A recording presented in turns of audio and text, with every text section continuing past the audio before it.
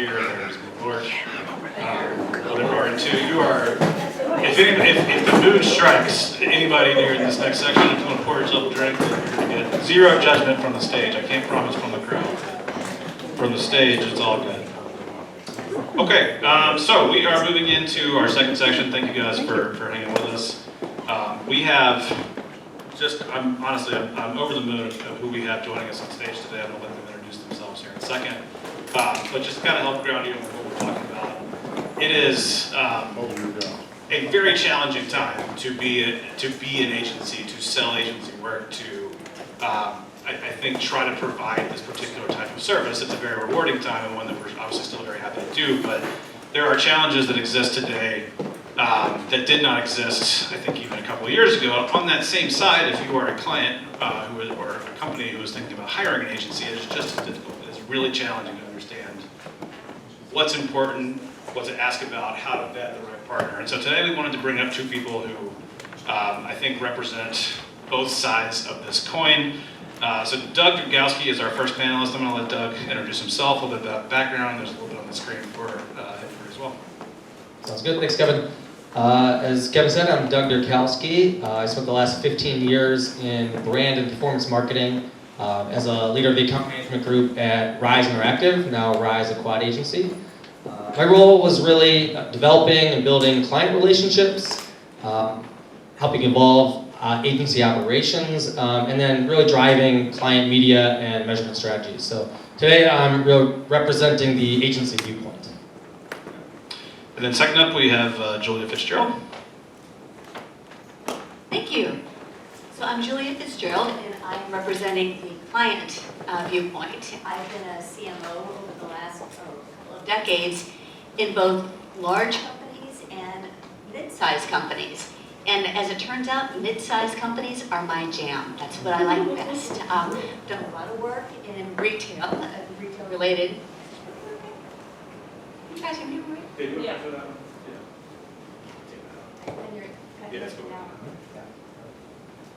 So much so that I wrote a book about it.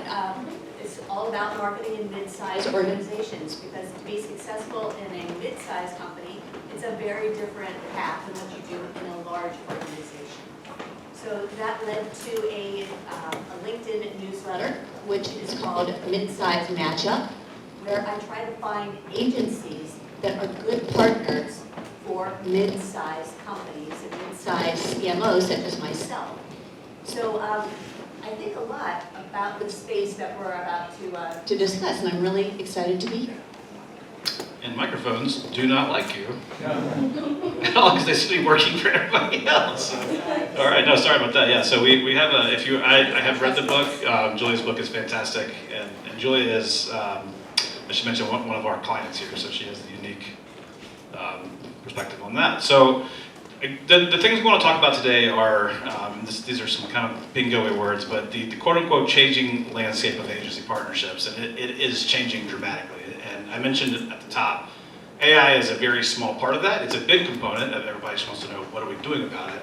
But there's a million other things that are changing. There are technology changes that are more specific to platforms. Google, Meta, these are companies that now operate very differently, LinkedIn, than they did a few years ago. Expectations, and you guys know this, they're pretty much out of control right now from every perspective. So every sales team is expected to be producing more return on investment, to be driving numbers higher. Typically, in our world at least, budgets are getting cut. Most of our clients have come to us and said, at bare minimum, they need to kind of tighten the belt on what they're able to spend. But you can expect that that has absolutely no impact on the overall return on investment expectations. Relationship design is very differently. So this is an industry, ours, the agency space, that has not innovated or changed all that much in the last 20 years. You kind of have expected and gotten what you've gotten. You have a sales conversation, you get a scope of work, you sign up for it, you have your weekly meetings, so on and so forth. That's now turning into some very different things and different opportunities that we're trying to take to be more architects sort of our own solutions going from there. So that's sort of the foundation of today's conversation. I want to start with Varda Bucci, who, I guess did you get a chance to introduce yourself? That's my fault. That's bad MC work right there. I want to ask you first of all to introduce yourself, and then I'm going to come back to you with a question once you're done with that. Cool. Hi, everyone. Looks like it's working for me, Julia. I'm Sorry. gonna try harder next time. But I'm Marta Gucci. I'm Logical's Director of Product, and what that means in the digital marketing agency space is that I'm in charge of overseeing the evolution of our service offering. So that's performance, creative, automation, and data and reporting. I'm also in charge of client strategy at the highest level and making sure that our service goes exceptionally, which means I have a lot to say about this. But today I'm representing agency perspective.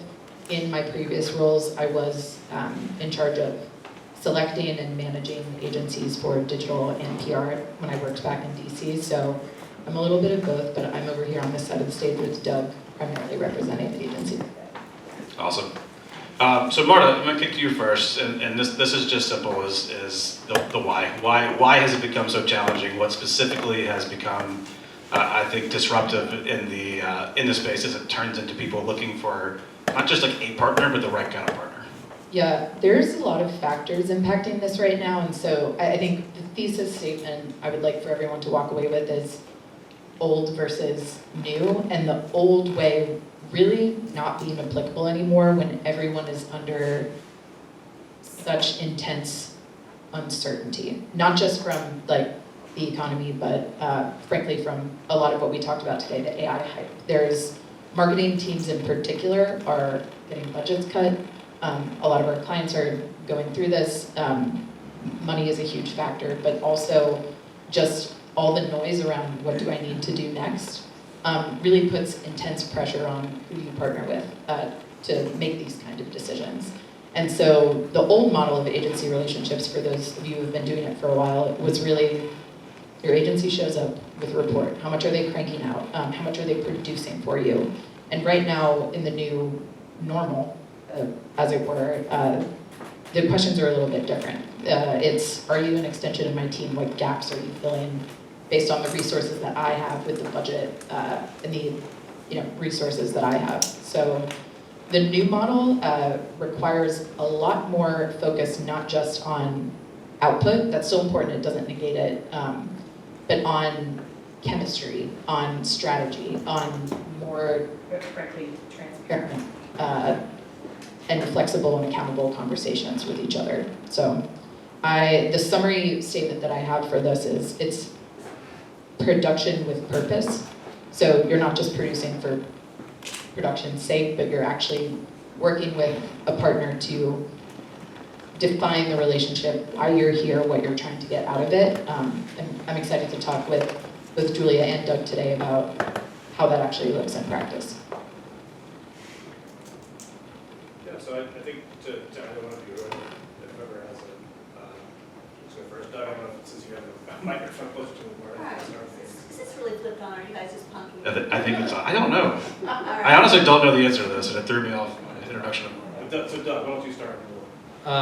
One of the big learnings over the last 5 to 10 years is that as client sophistication goes up, their patience goes down, and the expectation of marketing being a quick fix, and sometimes it's the CFO who thinks that, but the CMO has to ladder up to that, and you add AI technology as another accelerator to that. A lot of business leaders think, can't I just flip a switch, automate this, get instant results? So we'll talk about kind of the courting of finding the right relationship, and part of it is just realistic expectations of what can be done when, and timing and order and prioritization. But marketers are much smarter than they were 10 years ago, but they're way less patient.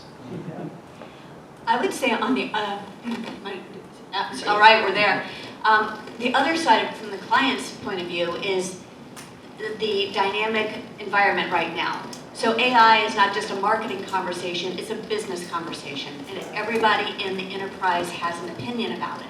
So trying to figure out how do we lean into AI as a marketing tool, and the expectations are kind of all over the board. The other piece with new tools, even outside of AI coming on board, is really making that decision about where's my next best dollar to be spent. And even do I do that through a person on my staff or do I need somebody in an agency? Because my assumption is, with a new technology, I almost would rather invest my time and trust in an agency, because I think they're working it out with multiple parties. Where I would be experimenting with just my own reality, I would rather have somebody who is testing and learning, as we were talking about in the last session, on multiple fronts, and then I get to benefit from that knowledge. Right now, I'm the CMO at an art auction house. They don't all know a lot about AI and marketing. They know a lot about a lot, but how do I bring that help to them in this environment is one of the new challenges. Maybe I have a question for you after that. How, like, what questions do you ask? Like, how do you go about finding the right fit for your team? Maybe just like for folks in the room. So it's not through an RFP. I've done those in the past, and in certain circumstances that works. But I do it through networking. I have my old girls network, so to speak. I used to be at Sears and Kmart. A lot of great clients. There are a lot of great networking through there. And then other people who I've met along the way. And I look at what my current situation is. I describe it. I'm like, what do you got? Who do you know? Have you been? And that's generally where I start. And for the other agencies out there, I kind of want to remind them, like, that's how a lot of this happens. So whenever you're talking to anyone from like your neighbors or at an AMA meeting or whatever, that's really where a lot of these conversations happen, and that's who I remember to like reach out and call. I think that's how I found you. That is specifically how you found us, and thank you for doing so. But yeah, I think this segues nicely into, Doug, you used a word that I love, which is courtship, because that is, if you were at our partner event last year, you probably heard me rant against RFPs. Yeah, put it on my tombstone. But courtship's a great word, and you've been on a couple sides of this that I think bring interesting perspective today. Number one, you've been agency side. You've worked on much larger like pitch teams than we have here. Number two, just big companies, like larger brands. You represent, I think, the large agency side. So I'm curious how does that change when you kind of move up a level into that perspective, and like what might be more relevant at the mid-size from those learnings. Yeah. I think when you think about courtship, it's kind of like a first date, right? You're putting your best foot forward. You're really trying to be the most innovative, most interesting. But like a first date, you kind of need your first date questions. Where'd you grow up? How many siblings do you have? But from an agency and client standpoint, it's really understanding who are the stakeholders, what are their goals, what are their individual motivations, and asking those questions throughout the org, whether it's through a formal RFP or just through a networking, and hearing consistency of the narrative of what is important and how do we measure success. You can't have any fit, let alone the right fit, if you can't define success and it isn't mutually shared. So it is really about asking those questions and understanding how do we win. And that's why, Kevin, I loved what you and Chris were talking about, is you guys have this playbook of how do I ask these questions, and then you've even automated, based on the answers, what is the scope and how do we go about this. But it's really about asking questions like you're sitting having drinks for the first date, and really understanding motivations, and a year from now, how do we know we've won, and are we saying the same thing, the same language? That is a good segue to Marta. I think Marta is responsible. I have a lot of kind of initial conversations with prospects at Logical. Marta is responsible, along with our product leadership team, our product directors, in engineering a long-term, scalable, and successful solution. So I think that is built on things like discovery and asking hard questions, because to no fault of your own, and I'm saying your generally, prospects come to agencies very often the same way they might to a car dealership, and I don't want you to sell me the things that you want to sell me. What can happen is that can lead to a failure to align on the reality of what problems actually bring you to our doorstep. They say, I need paid ads. Paid ads can mean a million different things, and more often than not, it does, and it extrapolates into other services. So Marta, I would kind of ask you, because you have championed this effort on our side, how you sort of begin this sort of kind of co-engineered relationship, how does that translate to a scope of work, and then into like the actual day-to-day? Yeah, I mean, to Doug's point, some things haven't changed. Folks ask us what industries you work in. We look for demographic, like baseline fit and proof of capacity. That hasn't changed. But I think the real fun starts when I say ask nosier questions, and that honestly has been received pretty well in the current climate because people are kind of dying to talk about it. Two departments that emerged recently for us are our creative department, which has become more fleshed out, and automation. And those are connected to very sensitive, very intimate things, your brand and your business operations and your data. But asking about that in early conversations, do you have someone managing it? If the answer is no, that's information. That means we can, help to the degree that folks are comfortable. If you have one or two folks managing it, or it seems a little unclear, you get the sense that there's inconsistency, that's also information. And that informs, okay, what level of support are we looking for here? What is needed to build trust in this situation, which I think we'll talk about a little later. But understanding in-house resources, how the company is structured, how decisions were made, Doug's great point about is the narrative consistent about what success looks like. Those are the types of things we ask about now because it's really relevant to everything else we do, and we can support all aspects of it in a more connected way. Yeah, and I guess, Julia, on the client side, that courtship idea requires a vulnerability that can be challenging, especially again when you feel like you're being sold to. I guess any thoughts, suggestions on how to come to that conversation with, let me be transparent about like what I know, what I don't know, what I don't know that I don't know, and how to kind of pry the best answer out of an agency without signing yourself up for the whole kit and caboodle in terms of monthly management. Sure, so I think for a first date question for me, it would be awful. I would say, how much money you got? I think that CMOs and clients need to, first of all, be really upfront about what their budgets are, to know if you're in the right conversation.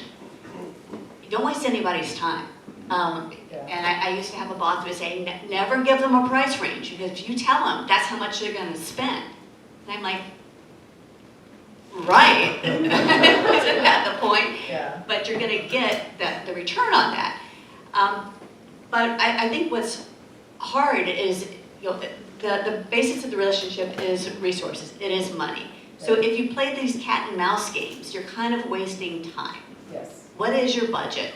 What is the uncertainty? Like, I know I have this amount of budget, but if I don't make this, by mid-year, it could get cut. Share that. Yeah. Because when you ask for either a creative plan, a campaign, a media plan, most agencies can give it to you in small, medium, and large. Yeah. The other thing, just knowing that you're in the right conversation, though, is, this is a lot about being in mid-sized companies. If you know you have a pretty small budget, and that's your starting point, and that might have been my first question to you. I'm like, hi, I'm Julia, I got your name from Maureen. This is my budget. Do you even want to talk to me? Because there are some agencies, I used to work with Rise. Rise would not want to talk to me. I mean, not because I don't love all those people. I don't make sense in this current role for their business model. Right. So sorting that out up front, like, do you as a client make sense for an agency? We all have our different business models. Yeah. Figuring that out with really candid talk about money up front opens the door to all of those other conversations. But it's all about the money, isn't that the song? But if you're honest there, then the rest of the conversation can flow much more naturally. That's so true. And That is a great reminder that it's like if you want to buy a Ferrari, the cost of the Ferrari is not the cost of the Ferrari. You have to think about the upkeep, the insurance, and all that. A lot of this applies very similarly to how you approach this type of work. If you come to us and you say, I need to increase this KPI year over year, how much does this service cost? we might give you, a quote. We might say, okay, we can run paid ads. Earlier in the reporting, I mentioned that a lot of times what comes down to successful paid campaigns or SEO is landing page and creative. Those are two things that CRO component, like running good creative. Those are, not hidden costs, but a lot of times they're costs that our buyers don't want to hear about. Up front, we will say, are you interested in talking to us about letting our creative team wrap their hands around your strategy, your positioning in the market, things like that. No, I don't need that. Well, those are hidden costs. Those are things that are important to cover because just because we say we can do this campaign for you for X price doesn't mean that it is in any way guaranteeing the result that you come to us with. So I think that is that kind of back and forth, the vulnerability and conversation on architecting that. And then Marta, I may pass back to you because I think that shifts into that first kind of dreaded 30, 60, 90. Like how do we get this thing off the ground when tension is high, trust is being built, things like that. That's something that's changed a lot for us. Logical has had to start moving much faster, I think, early on. And I would ask how you kind of reacted to that, what prompted it, and how do you work with it? Yeah, actually, that is a beautiful segue. So I do want to speak on one thing, which is exactly what Kevin said. Someone will come to us with a specific problem. I'll use I need more qualified pipeline. I need my marketing efforts to be driving qualified conversations for my sales leads. And we'll say, okay, can you track that? And it's kind of. Then, so when I say we're asking about these really intimate things in the relationship, it's because the answer isn't pretty, and it's really hard to go through that iteration and have almost feel not perfectly, but I'm this lone marketing person who has to do so much digging to actually figure out what the ROI is, and that's really hard. That's information for me. So I say, okay, here's what I would prescribe then. You let me, in the first 30 days, do it data cleanup. Let me get in there, do the audit, figure out if this is a quick fix or if it's gonna take longer. I'll tell you if it takes longer. The radical transparency element of partnership that we're talking about here means we're direct in those conversations. Because to your point, Julia, nobody has time to waste there. So the challenge with that though is sometimes people just aren't ready. I was just talking with someone out in the crowd about this, that if you're not ready from a budget perspective or resource allocation perspective, I'll tell you if that's inhibiting to the project, but more often than not, there are ways around it. So it's about working together to say, okay, we know what long-term success looks like and what we're marching toward, and so when we do find money under the couch cushions, maybe we'll invest in this data cleanup you're talking about and more automation and reporting. But until then, if you can just show me that you can get leads in for $50, don't write that down for B2B, but then we'll consider that a win and we'll keep it moving. So that's the type of co-creation conversation that not just me, but my product leadership team are having right now in very early stages of partnership. Because I think people really expect agencies to be a part of that expectation setting right now, and it's added pressure, but I think we prefer to be in the driver's seat and do it and set ambitious but realistic goals together. Yeah, no, well put. And Doug, I think you've been on the sort of former iteration of agency side, which I think was, I dare say, simpler. I don't know if it was easier, but at some points it felt fewer channels. So I would be curious, what have you seen, I guess, just trajectory-wise from where you started in terms of how that setup works, trying to kind of find that unique alignment and uncover those kind of real reals about what we have to accomplish together. Yeah, I think it's this catch-22 of the agency. If you have this radical transparency and you know the budget, and it sounds like Marta, what you're talking about is being a strategic advisor. But sometimes when you come in and you've got this budget, you become this menu, you become this kind of this activator who's just an order taker, and it's very transactional. So especially nowadays with the expectations of automation and AI, the agencies are adding the most value when they're have strategic framing and really thinking about the why we're doing something, not just how. So I think that's a really big evolution, is that you can't have a scope of work that's, we're going to give 10 creatives and 15 reports and all these very transactional things, but you also can't have a scope of work that's we're going to optimize everything and bring insight to everything. So finding that balance is really important. What I have had success with in my career is you kind of need both aspects. The way you make it kind of aspirational or a little bit open-ended is you create like a learning agenda, right? It's more about what are the things we're going to do to evolve and try new things. Every quarter we want to have 3, learnings or tests that are going to work on these things. So it's more about how you're going to approach evolving and getting better, because you can't possibly look into the future with a crystal ball and know exactly how your scope needs to be written. But you also need these guardrails, or else you have a blank check and the client says, well, you said you're going to run my marketing, I don't care about the hours or scope or budgets. So, it's just this balance. And I think the learning agenda is a trick, I would say, to really make sure that you're focused on evolving, but also creating guardrails. And I love that too, because it helps you show up to calls with intention, and the intention should not just be to react to the report. I think the client all too often kind of comes and says, well, I'm looking, I want more, I just don't know what it, they have a hard time articulating what more is. That's a really great framework for, like, I've given you guys specific, I think, guidance on what I expect from you. Doug, I'll ask you this, and then we can push the same question over to Julia, but I mean, just from all of your years handing off clients to agency teams, because you were account management, what are some of the, I think, common factors of clients who you handed off to teams and the team was like, I'm excited to work, we're going to go above and beyond? What were the characteristics of clients that got the best work, the most energy, the most effort, just in terms of like what they brought to the table? Yeah, I think it's a partnership, right? We keep talking about that. Being collaborative, using objective data to use to make decisions. I think another big part of it is celebrating wins, even if they're very small, kind of showing progress. To flip it the other way, the worst client relationships are the, praised privately, criticized publicly. You kind of need the, we're all in it together. And then culturally, as an agency, you've got to really instill that accountability, hiring people that are naturally curious, that like to explore, ask questions, learn about the business, to avoid being so transactional and avoid just telling the weather. If you spent X and you got 1,000 impressions, it's really understanding the what drove that and what's next. And having someone who's naturally curious about that is cultural and operational at an agency. Yeah.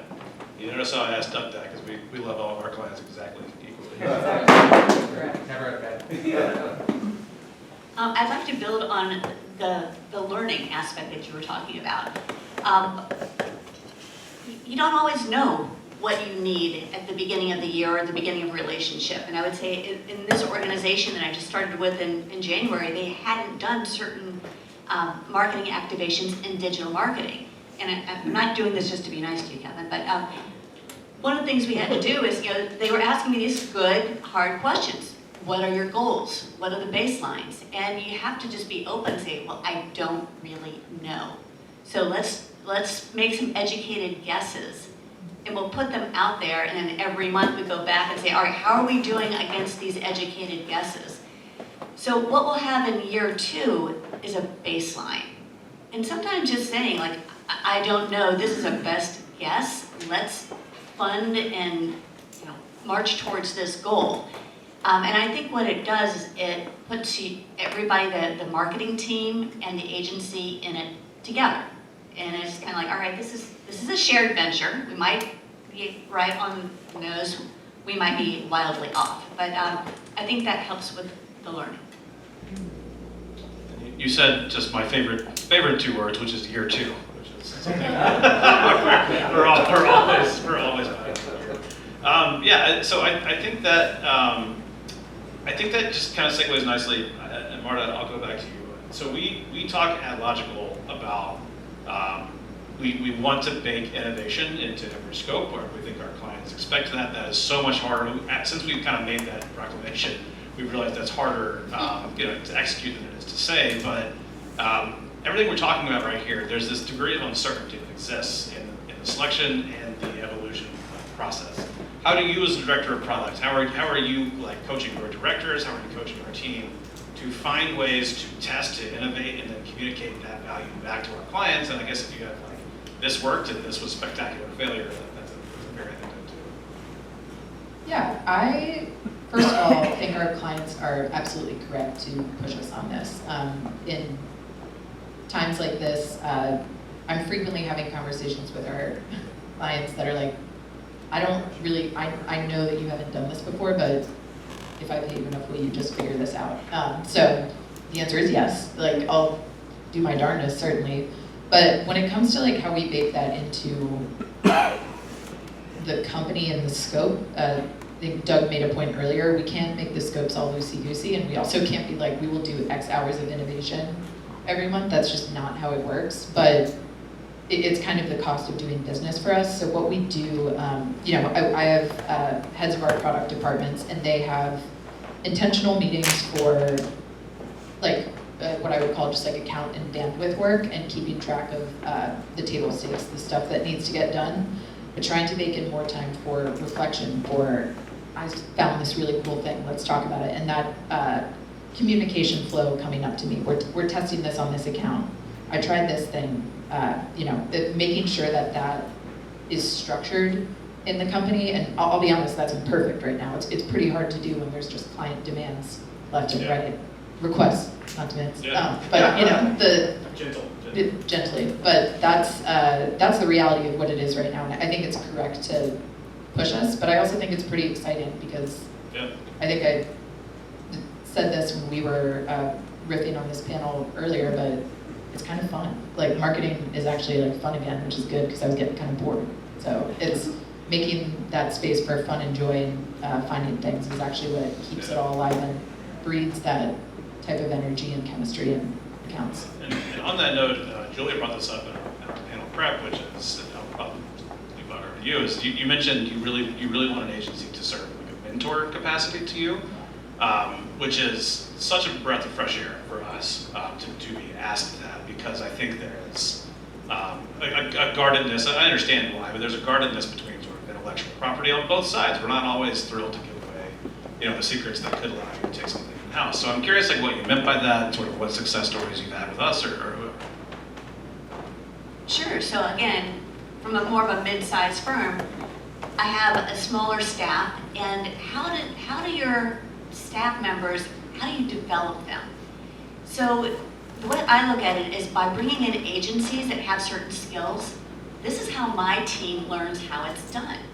And I was telling Tessa, who is just my favorite, she's my digital marketing manager.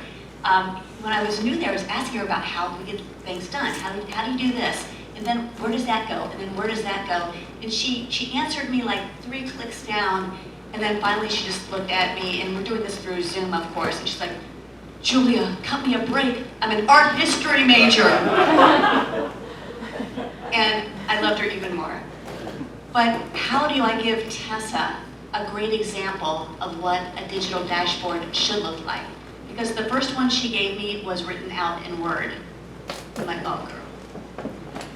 But I don't have the time with just my allotment to do that kind of mentoring. So some of the things that agencies think of as just commonplace is truly mentoring for a younger staff member who hasn't seen this before, who doesn't really understand how to evolve an idea or a campaign from month to month. So when I make my decisions about do we do something in-house or do I hire an agency, part of what I'm looking